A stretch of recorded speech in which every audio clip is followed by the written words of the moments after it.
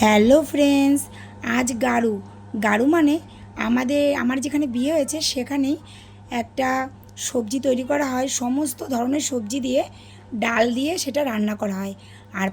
আর 14 ধরনের যে শাক আছে সেটা সুন্দর করে ভেজে সেটা খাওয়া হয়। সারাদিন এটাই এখানকার লোক খায়। আর বাদ বাকি ডালটা রেখে দেয়, পরের দিন গিয়ে ভোরবেলা সূর্য ওঠার আগেই কাককে সেটা খেতে দেয়।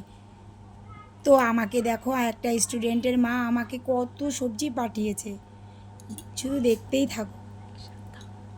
এক সপ্তাহ সবজি না হলো আমাকে তো বাজারই করতে হবে না।